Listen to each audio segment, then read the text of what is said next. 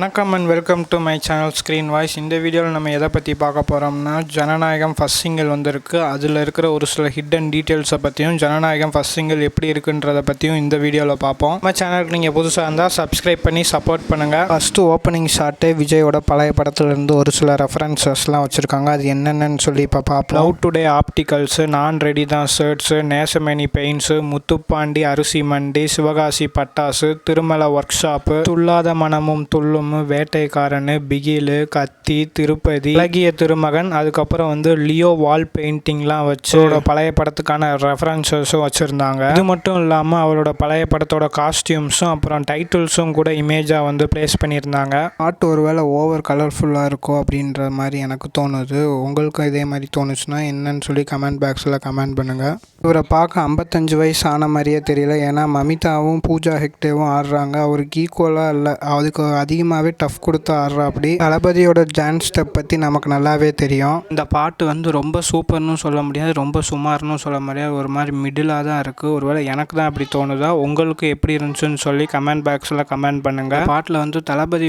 ஒரு சில லைன் பாடியிருப்பார், அதெல்லாம் சூப்பராகவே இருந்துச்சு. இந்த பாட்டில் லாங்குவேஜஸ் நிறையா லாங்குவேஜஸ் யூஸ் பண்ணியிருக்காங்க. ஒருவேளை இந்த படத்துலையும் லாங்குவேஜஸ் ஒரு மேஜர் ரோல் ப்ளே பண்ணுன்ற மாதிரி நினைக்கிறேன். அது மட்டும் இல்லாமல் இந்த பாட்டில் டுகெதரிசம்னு ஒரு சில வார்த்தையெல்லாம் யூஸ் பண்ணியிருக்காங்க. ஜனநாயகம் படம் எடுக்க ஆரம்பிச்சதுலேருந்தே பகவத் கேசரியோட ரீமேக் தான்ற மாதிரி சொல்லியிருக்காங்க. இந்த பாட்டும் கூட அதே மாதிரி பகவத் கேசரியில் இருக்கிற ஒரு சில பாட்டு மாதிரியே தான் இந்த பாட்டும் வந்திருக்கு. தளபதியோட லுக்கு, மமிதா பைஜோட கழுத்தில் இருக்கிற டாலரு, ஒரு ஹிடன் டீட்டெயிலாக கூட நம்ம வினோத் விட்டு வைக்கல போல். அந்த கேசரியில் இருக்கிற ஒரு ஹிடன் டீட்டெயிலை பூராத்தையும் தூக்கி இந்த ஜனநாயகம் படத்தில் அப்படியே வச்சுட்டாரு போல். ஆனால் ஃபுல்லாக பகவத் கேசரியோட சீன்ஸ்லாம் இருக்காது போல். ஏன்னா நம்ம தளபதிக்கு ஏற்ற மாதிரி மார்ஸ் கமர்ஷியல் எலமெண்ட்ஸையும் பொலிட்டிக்கல் இஷ்யூஸையும் சேர்த்து தான் நம்ம வினோத் டைரக்ட் பண்ணியிருப்பார். இன்னொரு விஷயம் என்ன சொல்கிறாங்கன்னா, இந்த படத்தில் நம்ம தளபதி ஒரு ரூடான போலீஸ் ஆஃபீஸராக வருவார். இல்லாமல் கேர்ள்ஸ் விஷயத்தில் எதாக இருந்தாலும் சிவியர் ஆக்ஷன் எடுப்பார் அப்படின்ற மாதிரி சொல்கிறாங்க. ஃபார் எக்ஸாம்பிள் தெரி படத்தில் ஒரு கேரக்டர் ஃப்ரேம் பண்ணியிருப்பார் நம்ம அட்லி, அதே மாதிரின்ற மாதிரி தான் சொல்லிக்கிட்டு இருக்காங்க.